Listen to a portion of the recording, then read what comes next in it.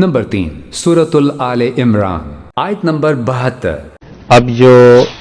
تیسرے پارے میں سورہ آل عمران کی اب آیت ہے 63-64 نمبر، اور اس کے بعد آیات آسان ہیں۔ وہ جو زیادہ بڑی مباحث تھیں وہ نکل گئیں، اب تو آسان ہے۔ اللہ تعالیٰ نے فرمایا کہ قل یا اہل الکتاب، آپ ارشاد فرمائیے کہ اے اہل کتاب، تعالوا الی کلمۃ، آؤ اس جملے کی طرف، یہ ہو گیا تھا نا۔ وقالت طائفۃ من اہل الکتاب، اور کہا ایک گروہ نے جو اہل کتاب میں سے ہیں، اس سے مراد وہ یہودی ہیں جو خیبر میں تھے، اور خیبر کے قرب و جوار میں بھی جو یہودی تھے، انہوں نے ایک دن منصوبہ یہ بنایا کہ ایسے کریں، ہم میں سے کچھ لوگ رسول اللہ صلی اللہ علیہ وسلم کے پاس صبح چلے جائیں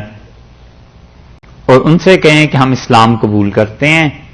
اور ہم مسلمان ہوئے، اور اس کے بعد جب مسلمان خوش ہو جائیں کہ یہودی مسلمان ہو گئے تو واپس آ جاؤ، اور شام کو یا اگلے دن یا کسی بھی وقت پھر کہنے لگو کہ ہم تو مسلمان ہو گئے تھے، مگر پھر بعد میں جب ہم نے سوچا، اپنی کتابوں کو دیکھا تو یہ چیزیں مسلمانوں میں غلط تھیں، اور اس کا فائدہ تمہیں یہ ہوگا کہ جو مسلمان پہلے سے ہیں کچے، وہ اکھڑ جائیں گے، اور وہ کہیں گے کہ جو یہودی اتنا کچھ لکھے پڑے ہیں، جب دین قبول کرنے کے باوجود انہیں اس دین میں نقائص اور خرابیاں نظر آئیں، تو پھر ہم تو اتنا پڑھے لکھے بھی نہیں، لہٰذا ہم اس دین کو نہیں مانتے۔ یہ سازشیں کرنے لگے، اور اس میں اس وقت کے لوگ بھی شامل تھے، اور وہ اب تک یہی حرکتیں کرتے ہیں۔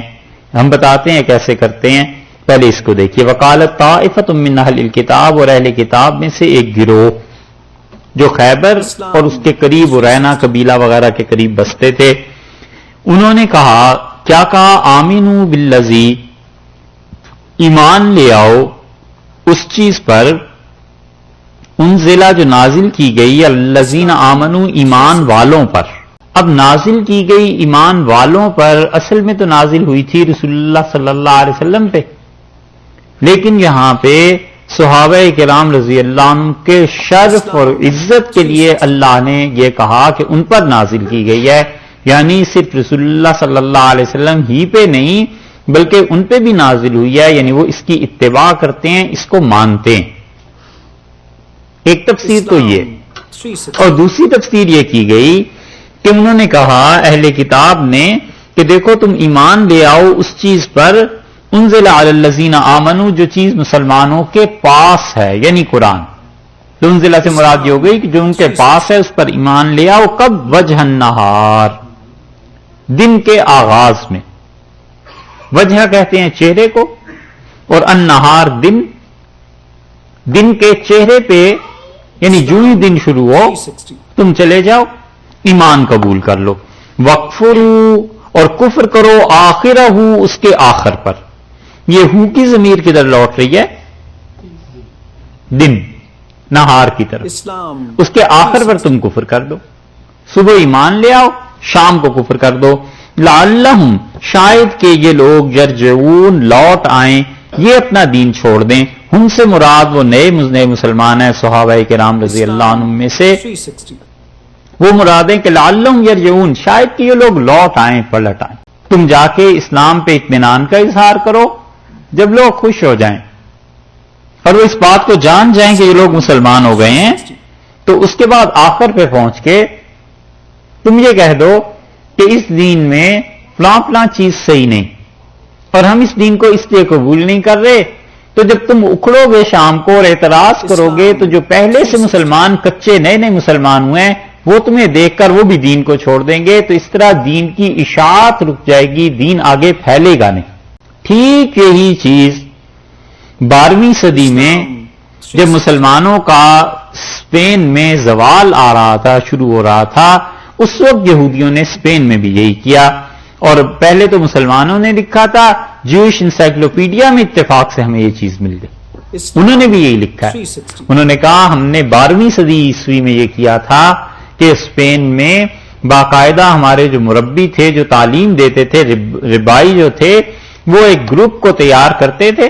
اور وہ اس کو کہتے تھے جا کے مسلمان ہو جاؤ،